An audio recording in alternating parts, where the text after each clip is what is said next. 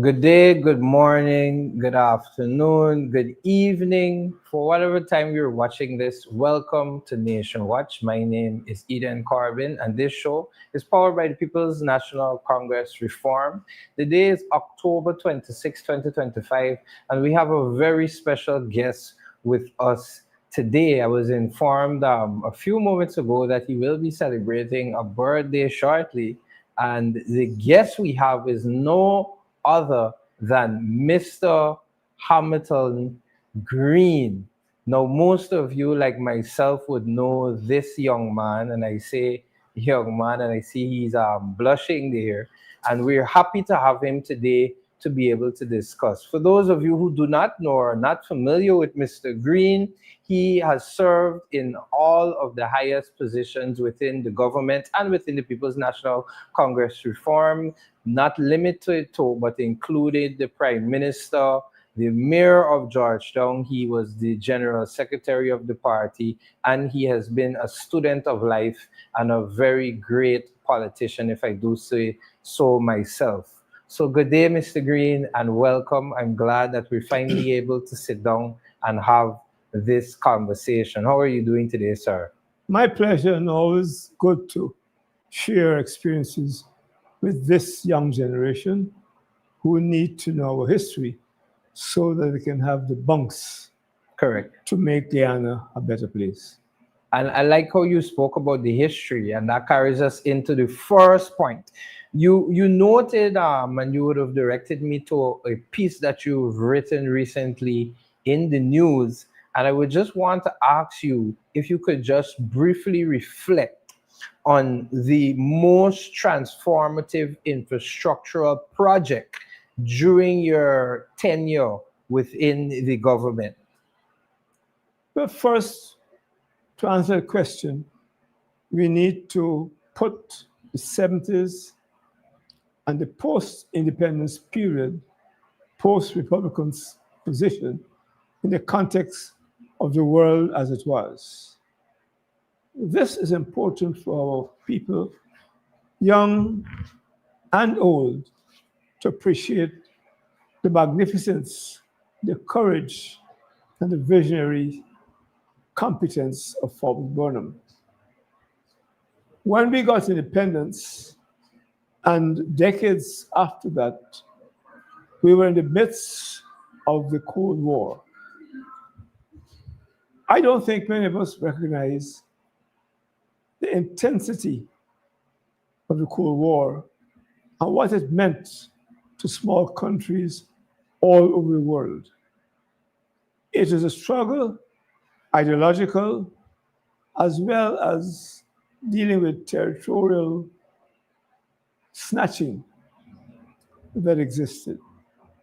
The West and the so called colonist world. That condition consumed many countries. It led to the Korean War, the Vietnam War, and conflicts all over the world, where the two titans were fighting each other for territory, resources, and influence. When we got independence under Forbes Burnham, that was the situation in our world. But as he sought to put in place measures to make independence more than just a flag and an anthem and the trappings of a new nation, he sought to ensure that we moved out of the colonial environment, beliefs. And the first thing he did was establish what we call an institute of decolonization, where we put in place measures to go throughout this country and beyond to tell people the significance of independence and what we need to do to make our independence a reality and to make optimal use of our God-given resources. And so he did one. To ensure there is equity, he articulated a position of free education from nursery to university. That was intended to ensure that all of our people, from the hinterland to the coast, from the west to the east, got an opportunity to make full use of their potential. At the same time, we put in place a massive program to retain and retrain our teachers so that our teachers will not be mere teachers, but be educators in the new environment we found ourselves in. That effort, that journey was not easy because you had around us those with a slave mentality, the house slave mentality, and those who saw independence as no more than an anthem.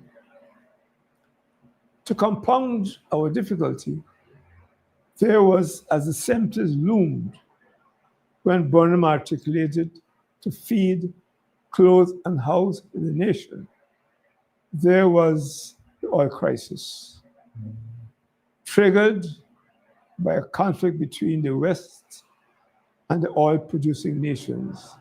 OPEC, which meant oil-producing export countries. The price of oil went up dramatically. And so, by the 70s, if we sold, say, 20 tons of sugar and our rice to gain foreign exchange, to say buy a gallon of fuel, when the oil crisis hit us, we had to sell 2-3 times the amount of local produce to buy that oil. And so that put tremendous hardships on every citizen in this country.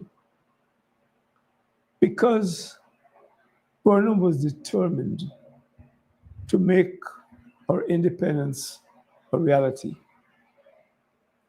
The rest, of course, is documented, and I don't need to regurgitate what you may already know.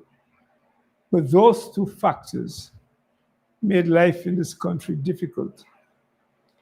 In addition, we had to deal with an opposition, the PPP, who set out to sabotage the programs. For example, the feeding program. They persuaded some of their supporters who produced vegetables, ground provision, etc., not to bring their produce into Georgetown. It was not particularly successful because the farmers wanted to make money.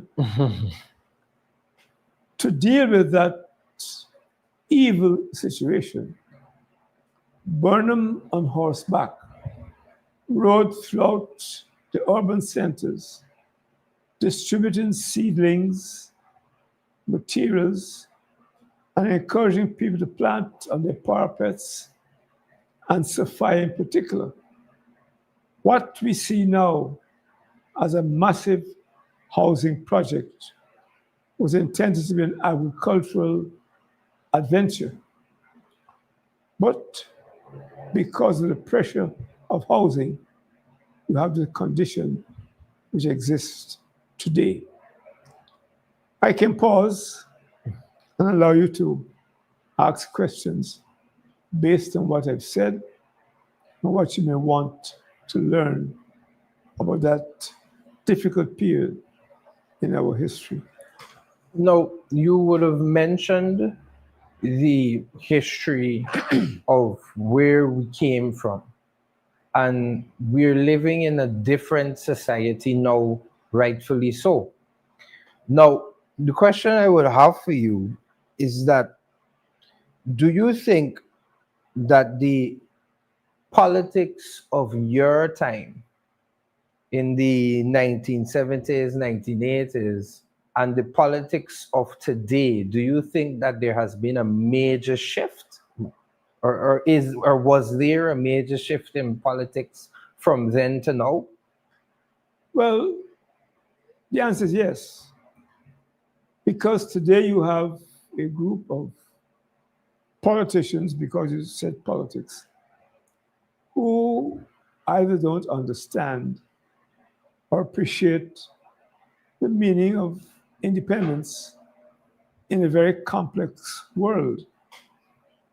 A world where you have a superpower, a world where we are blessed with natural resources. And instead of harmonizing those resources and speaking not tough, but as proud, independent people, we have and continue to surrender our vast resources.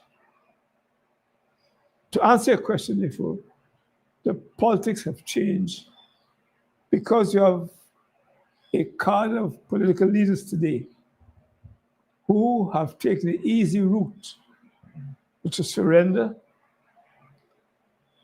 Look, the resources we have today, oil, gas, diamond, timber, gold, is more than enough to make every Guyanese and every family happy, prosperous, and to have no need for any tincture of poverty. In fact, with some friends, we did an analysis a few weeks ago. And if we harmonize the resources we can get from oil and gas, every day we're hearing of new oil finds, that there's no need to harvest our gold. And we took a position that what we ought to do, instead of giving out all these gold resources to outsiders, keep it, because gold don't rust until young Guyanese get the technique and acquire the machinery and the skills to harvest that gold. Because It is fair to assume, based on the world over the past few centuries, that gold will always be a precious metal for whatever reason. And we should take account of that fact and don't give out thousands of acres of rich gold lands. It is bringing some amount of prosperity.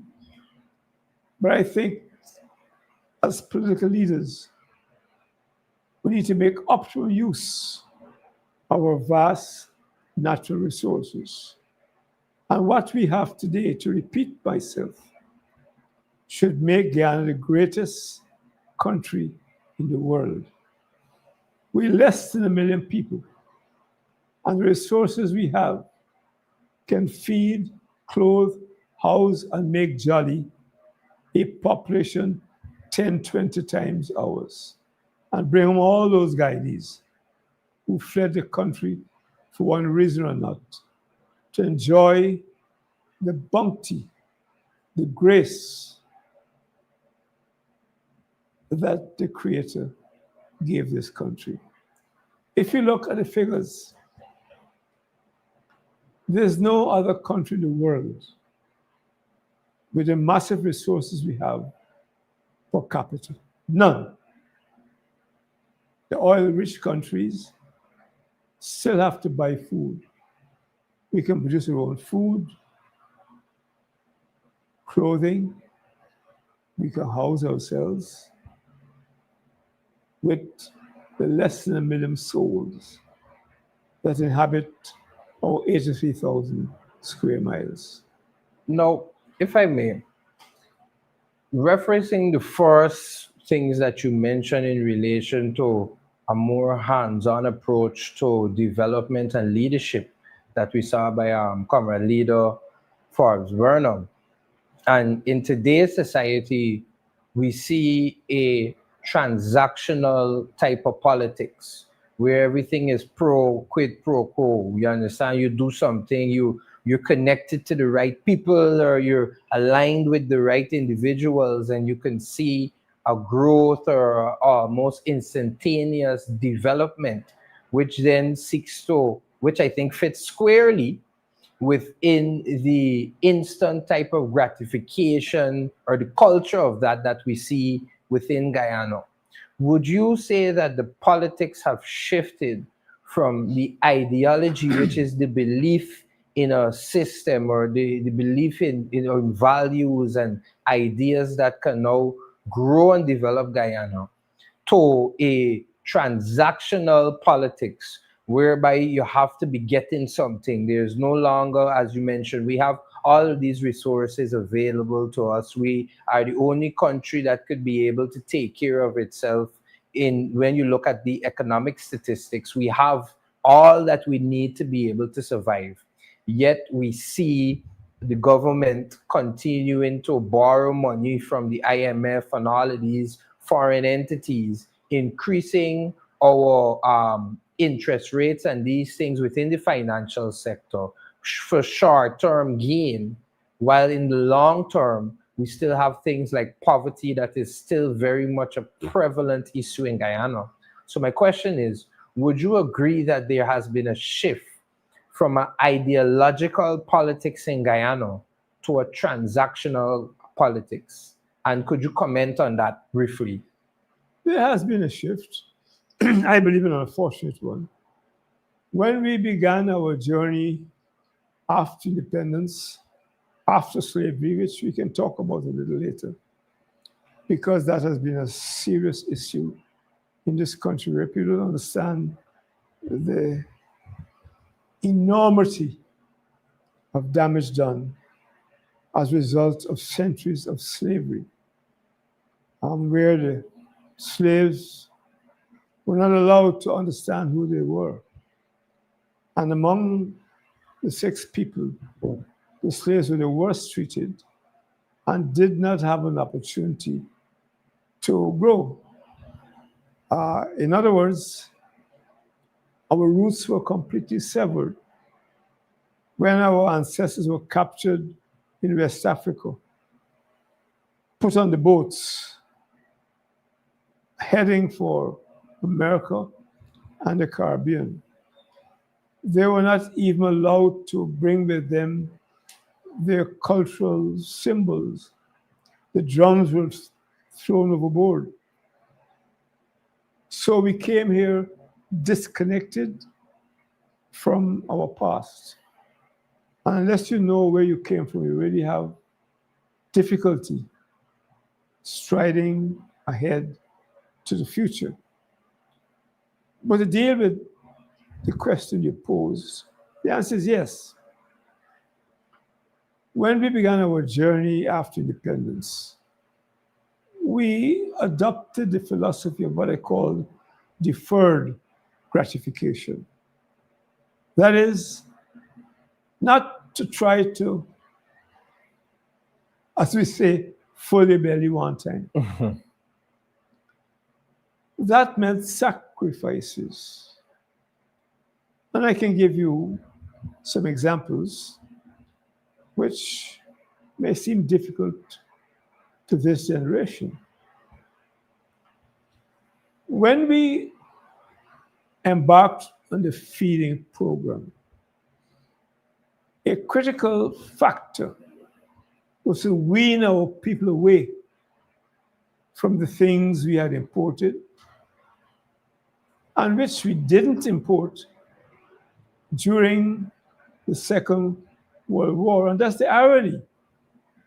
During the Second World War, the ships didn't have a chance to bring in all this flour and apples and things that we see flood the market. And we survived. In fact, I suspect that those of us who grew up during the heyday of the Second World War and ate local stuff may be a little stronger than those who came after. When the war broke, I was 5 years old. And I knew nothing of wheat and flour, knew nothing about what we call ice apples. So what Burnham sought to do is to bring to the consciousness of our people that we can produce all of the fruits, vegetables, ground provisions we need to feed ourselves and keep ourselves happy and strong from our own soil. It met with a lot of resistance from people who say Bonham banned flour. We never banned flour. We didn't have the foreign exchange to pay for it. And as I said before, those of us who grew up in the war days when those things didn't come, from what I look around, because I'll be 91 next month, Wow. and except for my blindness, I think my faculties are in pretty good shape.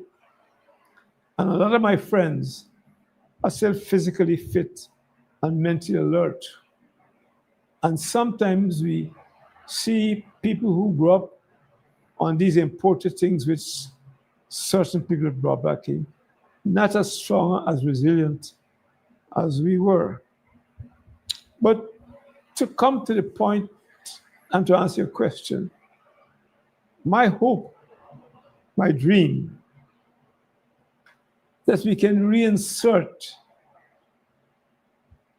the philosophy of feeding, clothing, and housing ourselves. Present government is doing a pretty good job at housing, though there are a lot of difficulties there. Mm-hmm. But you know, you can live on a tent, but you must eat. Mm. And a lot has to do with, to use a vulgar term, brainwashing.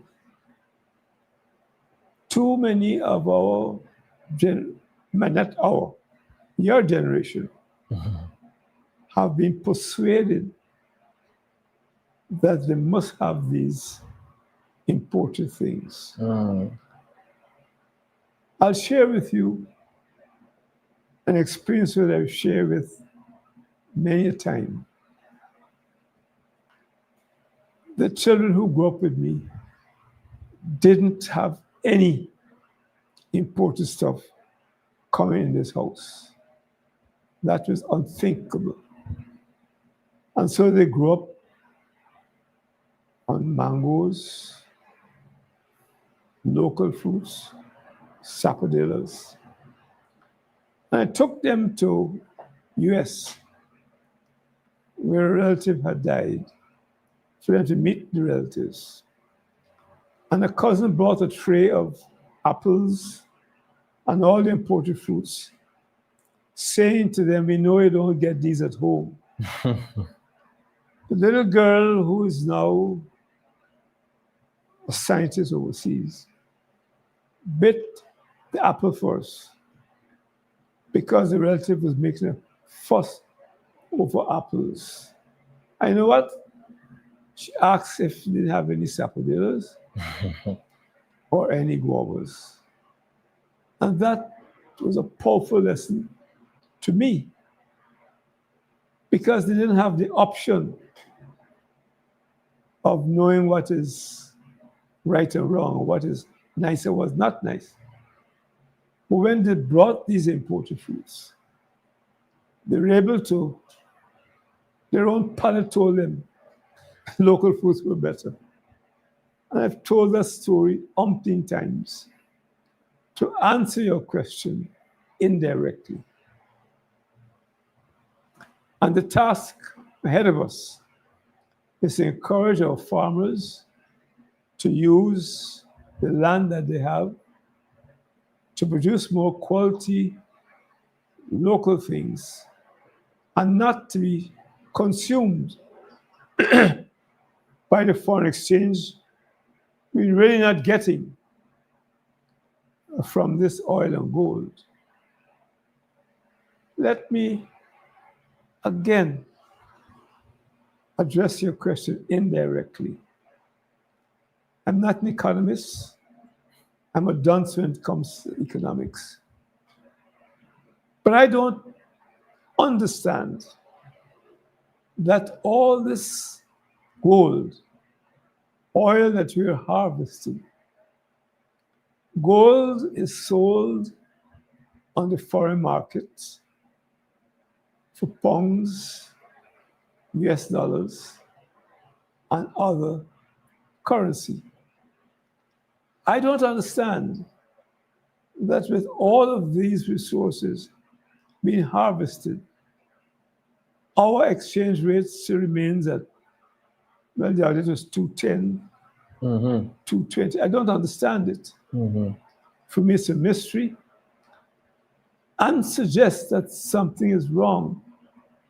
In the 80s, we kept it at 1 to 10 at one time, at least on the official market.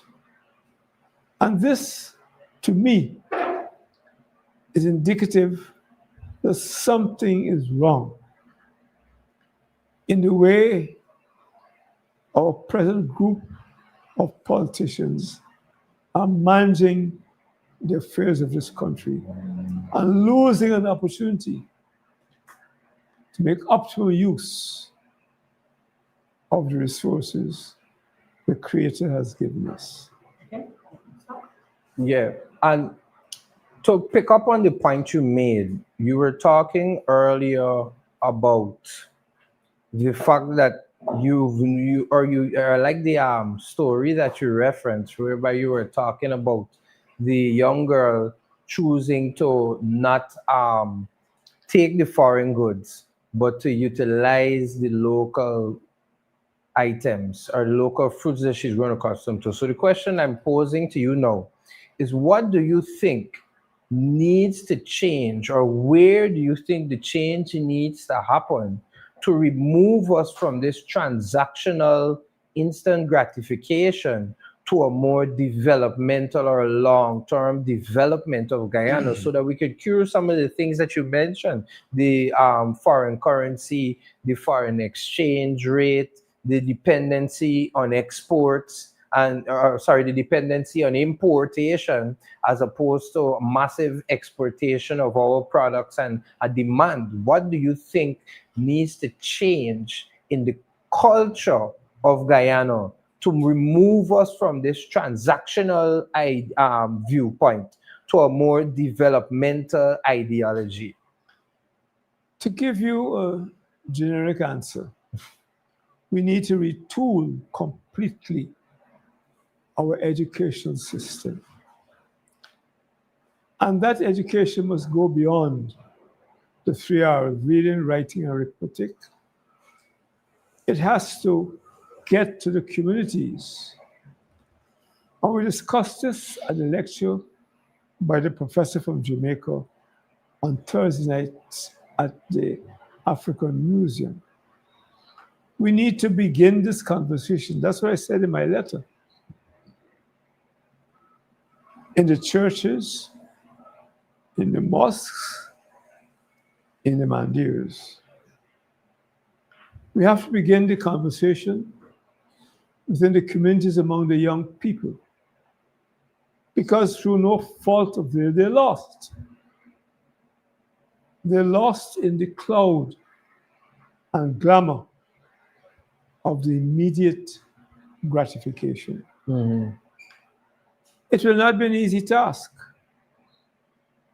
And I don't know that, well, I hope we can get enough people, young people, in the professions to dedicate each day an hour to talk to young people,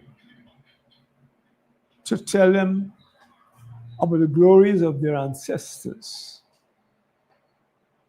the sacrifices they made, and the leap they need to make optimal use of our resources.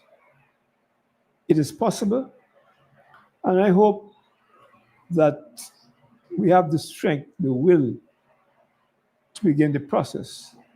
To answer your question, therefore, it has to be education in its truest form, not in school, not in churches, but within the communities.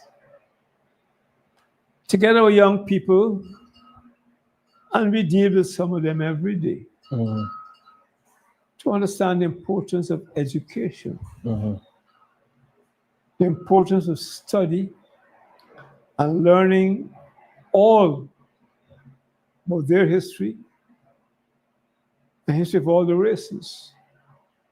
Because as I said in my letter, which you can read, unless you appreciate the history of all of our people, we are unable to move to the step of glory and goodness on the great Guyana. Agreed. In reference to that letter or your letters that you spoke about, one of the key things you would have mentioned in those letters is that there has been a loss of, or you emphasize rather the importance of the historical consciousness.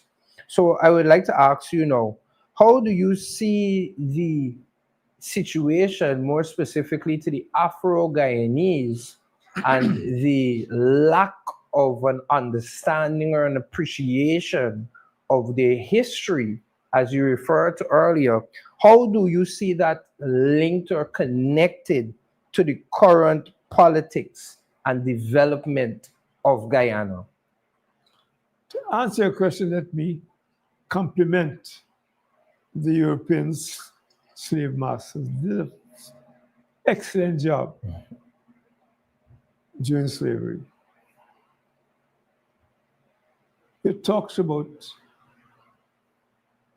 the Africans who came here. They are the only group that were completely severed from their roots, completely severed. Indians came with the drums, the religious tools. We call them Portuguese, came from Madeira, the Chinese. And the task, therefore, has to begin with courage. And let no one say, as they've accused people like David Hines of being racist. When the Africans talk about what they should be doing, to promote themselves, the arch enemy says you're racist. And so a lot of people back down. That is unfortunate. I've used the example umpteen times, and you probably hear me on this subject. When slavery was ended, both the Dutch and the British slave owners ensured that the manumitted Africans were not reconnected to the continent, both in difficulty of travel and communication. And that we were forced, and I use the word forced deliberately, to adopt Eurocentric beliefs and culture. And we have several generations who were not proud of the fact that they were black. That itself disables a people from advancing. Look around Guyana. If you see a man called Ching or Sing Ping, you can be pretty sure he's Chinese or half Chinese. If a man is de Barros de Souza Nascimento, pretty sure he came from Madeira or Portuguese. Sing, Sugrim, Posad, and any combination, you identify that person as being East Indian. But then you come to Hamilton, Corbin, John, Jack, Eloise, completely unconnected to Africa. They're European names. So very labels identify us as being the subject of the old master. And those fellas did a good job. In that letter which I sent you, I quoted, I didn't want to make it a long letter. But a lot of us go to our churches, which is good. But I hope to speak to some of the pastors to tell them to preach an enabling theology, not what was handed down from the white master. That in that letter I said, even the Bible which is rewritten, and a lot of us boast about the King James Version, in the Songs of Solomon, wise man, venerated, he says, I am black, but comely. Black, but beautiful. What the Bible did there is apologize for being black.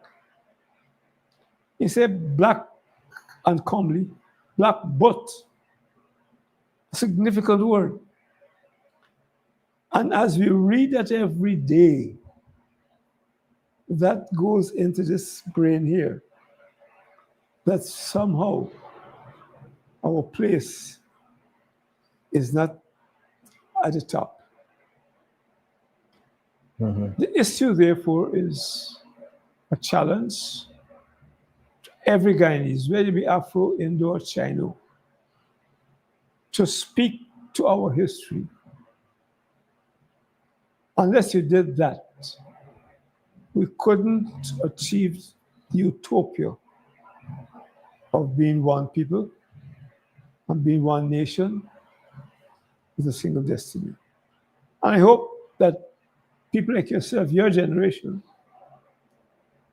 will spare the pain, the time, and the trouble to speak on these matters without being shy, without being afraid. Because the truth can be very difficult in these days, you know. I think one Corbin politician talked about uncomfortable truth. Young people, those in the 20s out of university, must be able to get hold in little ways. As I said at a meeting some weeks ago, pick a street, pick a yard, pick a family, and talk to them about our history. Give themselves a sense of being proud to be who you are. Not easy, difficult. I'll give you one other example, which I was speaking to a family member a few months ago. And I thought it had come to an end. When I did my pharmacy, my father's drugstore, a popular item was black and white bleach cream and Palmer's Skin Success, sold to lighten the skin of black people. I was flabbergasted when I was told these items are still being sold. And I asked myself the question, why should a person who is dark brown or black want to lighten their skin? I've seen it in my own family. I've lived in a house where my sister was darker than I am. And I was mortified when family come into my house and turn to my mother and say, why is this girl so dark? Those statements perhaps propelled me into active politics to say to people, if you're black, you're not but unbeautiful. And to tell our young people, whether Indian or African, that the dark pigmentation is a prize to be proud of, not to be ashamed of. In my house, I think I've had some success. One of my daughters is very dark. And I listened from this porch to her boasting to the neighbors that I am darker than you. That's because of her upbringing. 2 generations ago, she was asking for bleach cream, wanted to lighten her skin. But I say that to say we can succeed. And I don't take credit for it. But I think that statement was because in this house, we thought that what was important was not the color of your skin, nor the texture of your hair, but the content of your character and the brains and the knowledge you have as a result of deep, serious study. The task is monumental. But before I leave this plane, I hope that I can see a card of young people like your good self on the campaign trail to change things around and move away from this nonsense we've heard for years. If you're black, stay back. Mhm. If you're brown, stick around. If you're white, you're all right. It is no longer a joke, it's a serious matter. Mm-hmm.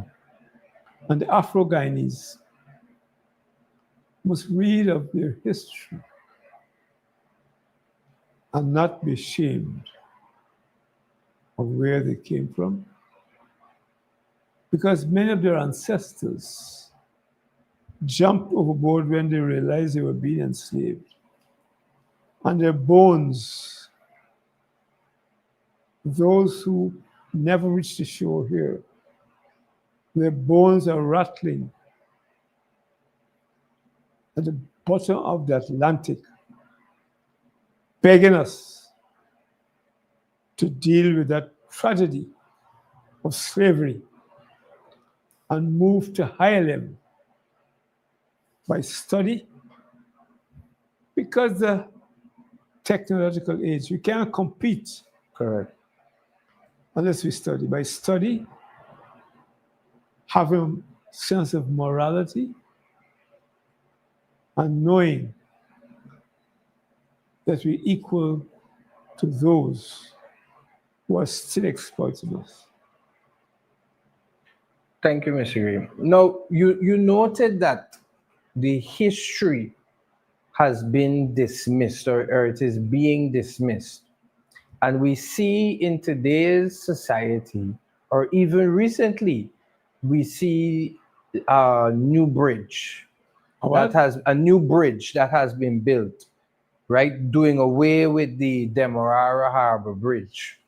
And then we see a constant effort by this particular administration towards politically branding these infrastructural developments of Guyana. My question would be, do you think that the political branding is more important than the functional legacy that it provides to Guyana? And we must assess this considering the fact that when the first Demerara Harbor Bridge was built and developed by Mr. Burnham, as you would have noted, he was not one who wanted the bridge to be named after him. You would have even noted further that the town of Linden, that is named after him, was not a decision that was made by Comrade Leader, but it was one that was subject to consultation. You also mentioned the development, or the genus from which the Tamari International Airport, as it was called that back then, where it came from. It was a consultative process. And the same thing we can see applying to the President's College of Excellency, which we know was a idea and a brainchild from Comrade Leader. And at all these stages, we see some form of consultation with the people with whom it was affected. Fast forward now to 2025, we have one of the first bridges of its kind in Guyana, and it has now, no, well, it is now being dubbed or named after a former president. And to our minds, as we're from where we sit, there is no information to show that there was a consultative process that included the people for whom it was developed for. So my question would be, how do you see this political branding tie in with the functional legacy? And we're considering now the context of what you mentioned earlier, but with our people not being familiar with their history, or they're not there's a lack of education being perpetuated towards that end. So what are your views of those particular tools being used to rewrite history, if I could say? Well, it's unfortunate, sad, and the worst form of banality, vulgarity, of people who don't understand their role in government. I mean, there could have been some form of consultation, but to name that bridge an excellent engineering effort from what I've seen, after the sitting vice president, former president, is unfortunate. It said there's been no consultation. The Demerara Harbor Bridge served with all its shortcomings for years, put together by a local engineer who was my junior at Queen's College, Joe Holder. We never sought to brand it Burnham's Bridge. You talked about President's College. It was opened a month after Burnham passed. A lot of people thought we should name it President's College, the School of Burnham's College, the School of Excellence. We thought we didn't want to venerate any one man. You mentioned Lyndon. I am the person who was at the center of that committee being named Lyndon when Wismer, Christianborg, and Mackenzie were made one as a result of the Local Government Act. It took place after a meeting when we had all the community leaders around. And they suggested we need to find a name for this new community. And we got suggestions. And at a meeting held at the home of Carl de Gar, was a manager of a singer company. The leaders from Wisbrook, Christianburg were all there. And we came up with the idea of naming it after Burnham. He knew nothing about it. When I came down to Georgetown, I mentioned it to him. And he said, he was quite cool. He said, if that's what you all want, no problem. And we had it gazetted. And that's how the name Lyndon came. It wasn't out of any narcissism as we see today. The airport is an abomination. We named the airport Tumeri to honor the indigenous people of this country, Amerindians. Tumeri was symbolic and represented rock carvings found in some of the communities where the Amerindians dealt. The word Tumeri came out of a combination of Amerindian words. And to name it after Dr. Jagan is an insult to the entire Amerindian community. I know a lot of people, when they're writing up the forms, just write Tumeri and nothing else. And that is the journey we're on today. Because when these things are done, they are pretty confident that in another 10, 20 years, nobody will know the truth and the history.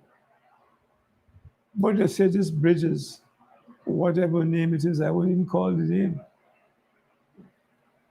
And that is where we are today.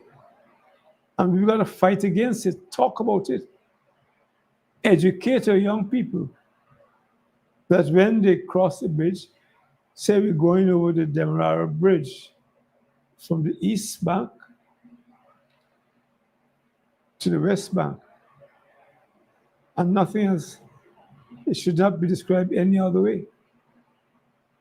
Because even if they had the facade, they could have had some consultation. We have a certain gentleman putting things out there like a rabbit, and with some amount of arrogance, reminiscent of the imperial days, naming structures that are intended to put aside other people in this country. Well said, Mr. Green. Well said. It's always a pleasure listening to you and heading down to my last two final questions. Now, you are the last surviving person from the Independence Conference. For what? From the Independence Conference, Yeah. before, prior to we gained our independence, there was a team of individuals, and to date, you are the last person alive from that. So you are a national treasure of a sort, at Thank you. least to us, and we appreciate you for that. Now, based on that, you would be in a unique position to be able to comment on the infrastructural development of Guyana. I remember in a prior conversation we had, you told me that when you were my age, going to the moon was something that was relegated to fiction. And now it is a reality that we are living in. So, to be able to help us understand where we have come from so that we could appreciate where we need to go, my question to you would be, what would you say is the most underrated infrastructural development in Guyana to date? The most underrated infrastructural development to date?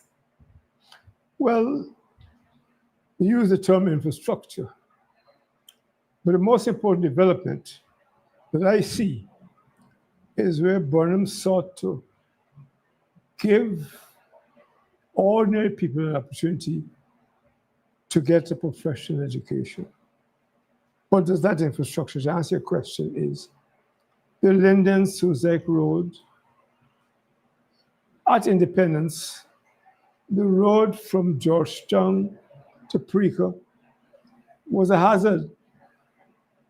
The road from Georgetown to Micah to Rosignol was a death trap during the rainy season, and the rice farmers who had the tractors made good money when vehicles slipped off the road and they used the tractors to pull it back. The seawall was endangered. People don't know that what is now the seawall outside Georgetown was not the original barrier.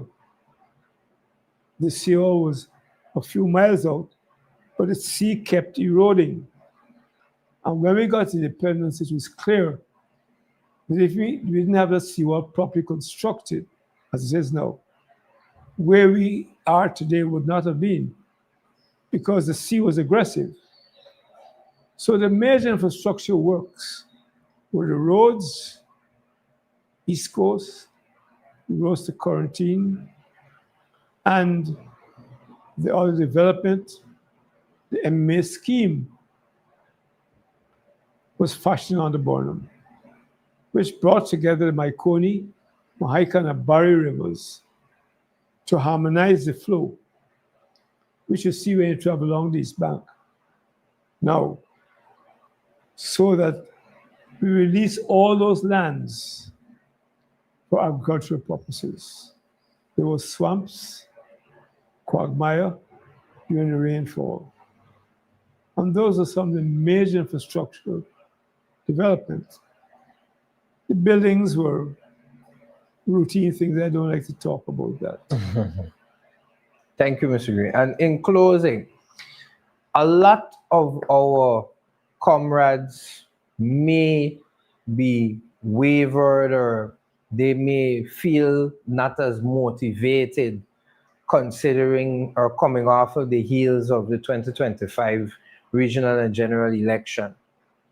I would like you to give them a charge in closing and an encouragement to our base and remind them of what is to come and what we still need to achieve. I would just like you to give us a charge in closing, something to inspire us from where you're sitting, somebody who has sat and watch the coming and the going of different administrations, somebody who was a part for the fight of independence. And many years after, the Guyana which we know and love today, I would like you to just give a brief encouragement to our supporters at this point in time. Well, I say first that they need to understand that we're down but not out. And what happened in September is like a good boxer. He's down, he can come back and win. We've got to retake our place in the society as a credible opposition and then government. We've seen how government is spending these enormous sums. Why they're borrowing money, I don't know. I don't understand.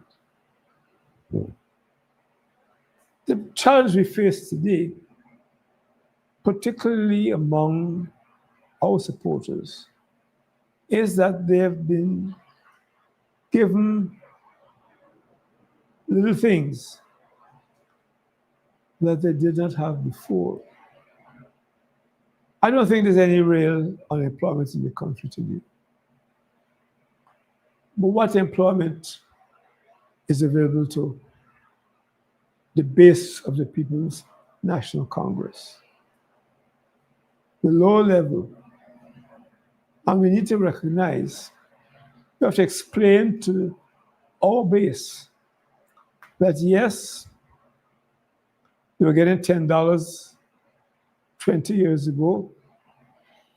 They may be getting 20 now. But the resources we have, should we give them 80 and 90? In other words, the potential is there.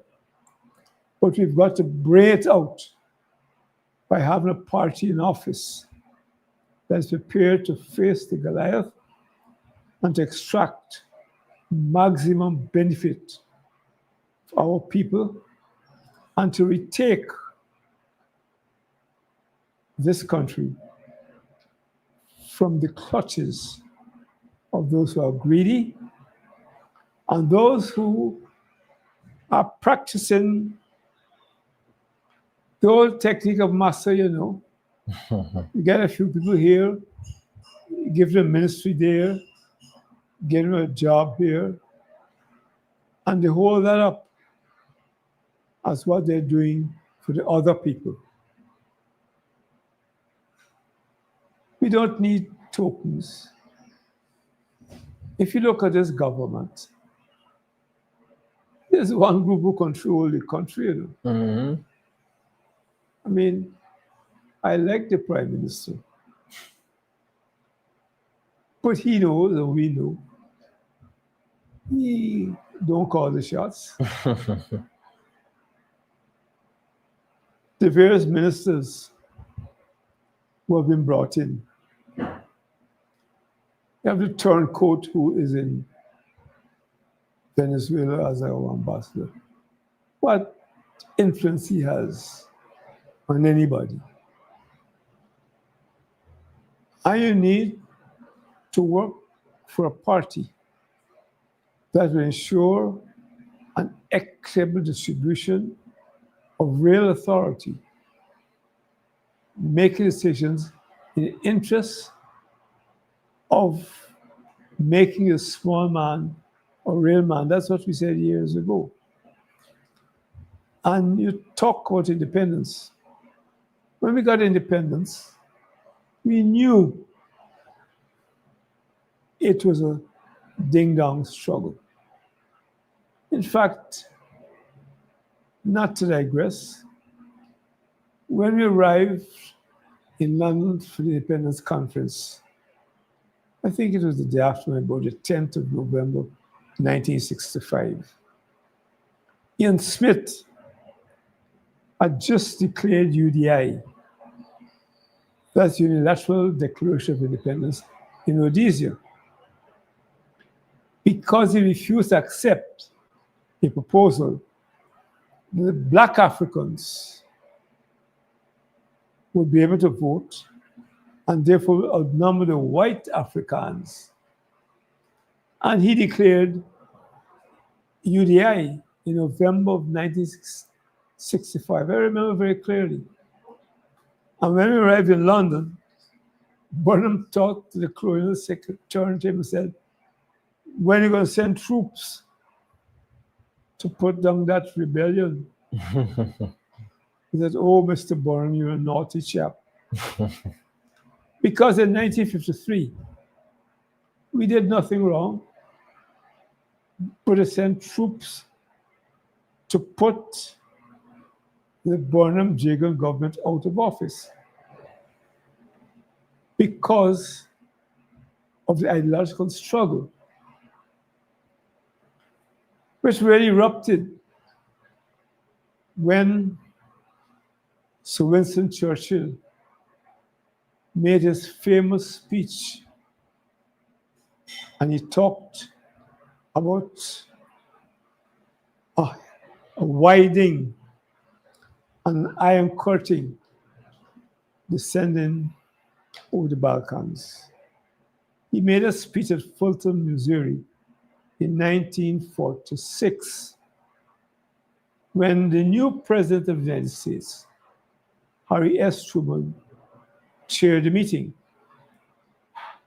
And since then, they've sought to put down any movement.